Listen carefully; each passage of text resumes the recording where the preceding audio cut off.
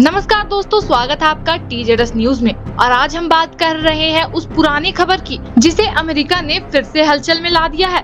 18 जून 2023 Canada के British Columbia प्रांत के सरे शहर में एक गुरुद्वारे के बाहर गोलियों की आवाज गूंजती है। कुछ ही सेकंड में एक शख्स जमीन पर गिर जाता है। वो शख्स था हरदीप सिंह निज्जर। उस वक्त किसी ने नहीं सोचा था कि यह हत्या आने वाले कई सालों तक अंतर्राष्ट्रीय राजनीति का सबसे चर्चित मामला बन जाएगा। अब करीब 3 साल बाद अमेरिका ने इस केस में एक ऐसा दाव किया है जिसने एक बार फिर पूरी दुनिया का ध्यान अपनी ओर खींच लिया है। अमेरिकी अभियोग में भारतीय गैंगस्टर लॉरेंस बिश्नोई और उसके करीबी सहयोगी गोल्डी बराड पर आरोप लगाया गया है कि उन्होंने निज्जर की हत्या का आदेश दिया। क्या यह मामला सिर्फ एक हत्या तक सीमित है या इसके पीछे अंतर्राष्ट्रीय संगठित अपराध का कहीं बड़ा नेटवर्क काम कर रहा है?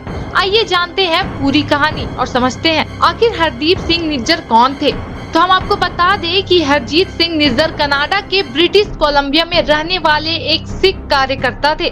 भारत सरकार उन्हें लंबे समय से खालिस्तानी गतिविधियों से जुड़ा मानती रही और विभिन्न मामलों में वंचित बताती रही। दूसरी ओर कनाडा में उनके समर्थक उन्हें समुदाय का सक्रिय सदस्य और धार्मिक नेता मानते थे। यानी एक ही व्यक्ति को लेकर दो देशों का नजरिया बिल्कुल अलग था। 18 जून 2023 की शाम निज्जर अपने गुरुद्वारे से बाहर निकले ही थे कि उन पर कई राउंड फायरिंग हुई।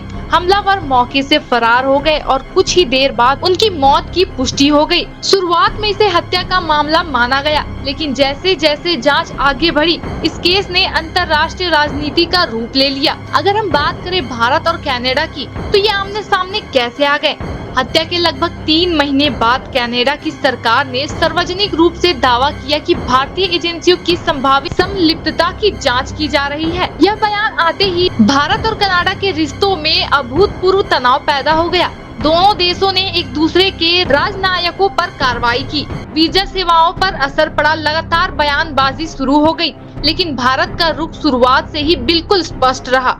भारत ने इन आरोपों को बेबुनियाद, निराधार और राजनीतिक रूप से प्रेरित बताया। भारत का कहना था कि कनाडा ने अब तक कोई सार्वजनिक और ठोस सबूत साझा नहीं किया है जो इन आरोपों की पुष्टि कर सके। यहीं से यह मामला सिर्फ एक हत्या का नहीं बल्कि अंतर्राष्ट्रीय कूटनीति का बड़ा मुद्दा बन गया। जुलाई 2026 अमेरिका ने ऑपरेशन हार्बल नाम से एक बड़े अंतर्राष्ट्रीय अभियान की जानकारी दी।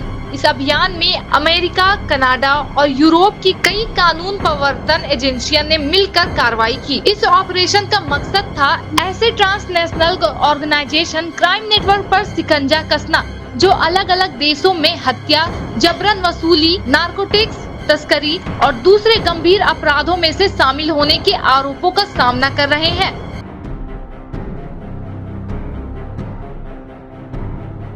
अभियोग दायर किए गए। यही अमेरिकी अभियोग में पहली बार लॉरेंस बिश्नोई और गोल्डी बराड का नाम हरदीप सिंह निज्जर हत्या मामले के संदर्भ में सामने आया। अमेरिकी अभियोग के अनुसार जेल में बंद गैंगस्टर लॉरेंस बिश्नोई और उसके सहयोगी गोल्डी बराड पर आरोप है कि उन्होंने कनाडा में निज्जर की हत्या का आदेश दिया। हालांकि ये समझना बेहद जरूरी है कि फिलहाल ये आरोप है।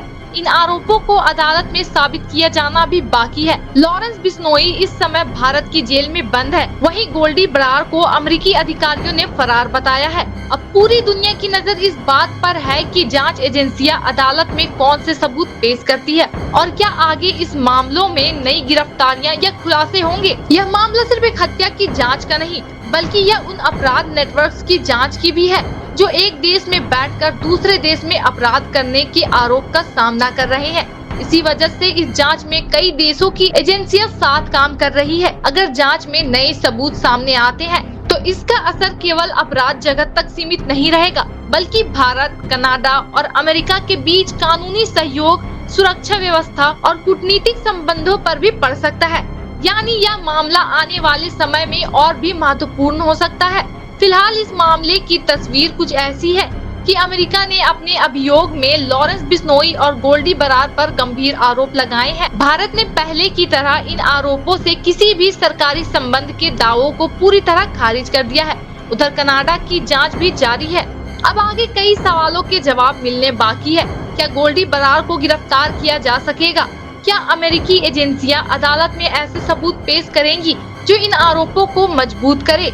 क्या इस मामले में और नए नाम सामने आएंगे? और सबसे अहम, क्या यह भारत, कनाडा और अमेरिका के रिश्तों में एक नया अध्याय लिखेगा या फिर यह सिर्फ अदालत तक सीमित रह जाएगा? इन सभी सवालों के जवाब आने वाले समय में मिलेंगे। फिलहाल दुनिया की नजर इस मामले की अगली सुनवाई, अगले सबूत और अगली कार्रवाई पर टिकी हुई है। आप इस पूरे मामले को कैसे देखते हैं? अपनी राय हमें कमेंट सेक्शन में जरूर बताइए।